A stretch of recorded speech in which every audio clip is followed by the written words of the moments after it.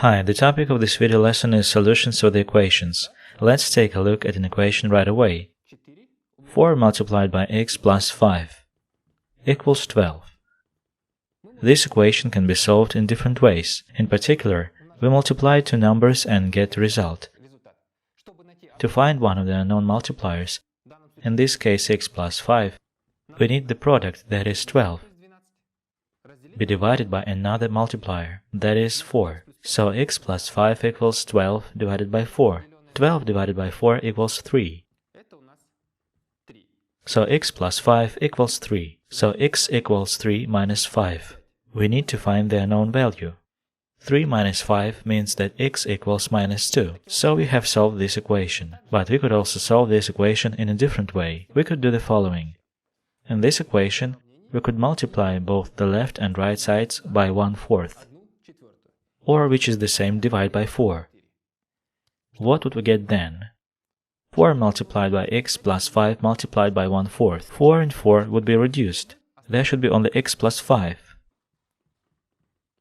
And on the right we get 12 multiplied by 1/4. 12 multiplied by 1/4 equals 3. We get x equals minus 2 from here. As you can see, we got the same solution.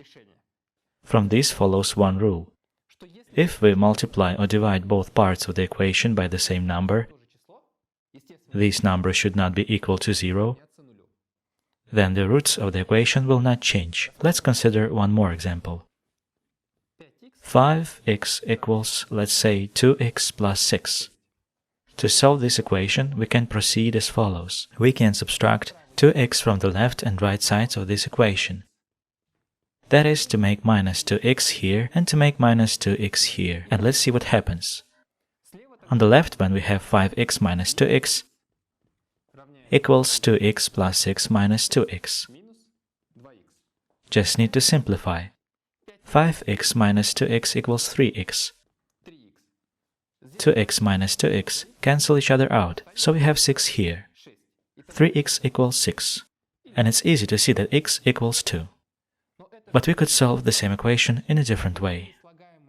We could move the term 2x from the right side of the equation into the left side. But we need to change its sign.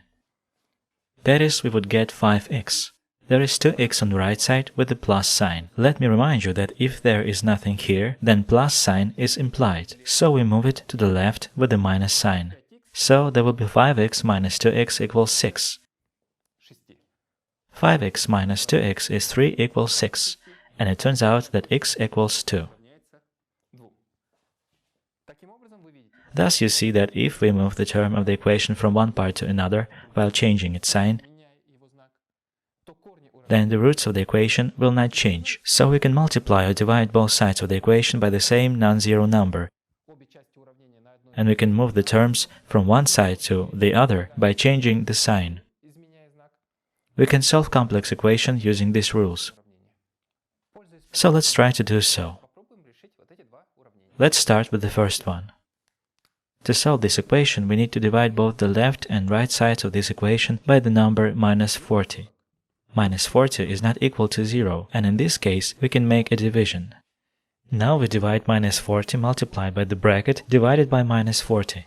Minus 40 and minus 40 cancel each other out. Only the expression inside the brackets remains. That is minus 7x plus 5 equals minus 1600 divided by minus 40. Firstly, minus and minus gives plus. 1600 divided by 40 equals 40.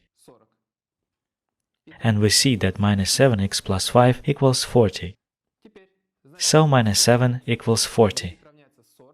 We move 5 to the right with the opposite sign. 40 minus 5 equals 35. Minus 7x equals 35.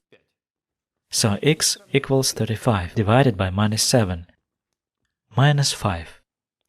So we solve this equation by dividing both sides by the same number. Let's consider the second equation. To solve it, we will move values from one part to another. We need to move 5x to the left and minus 8 to the right. What will we get then?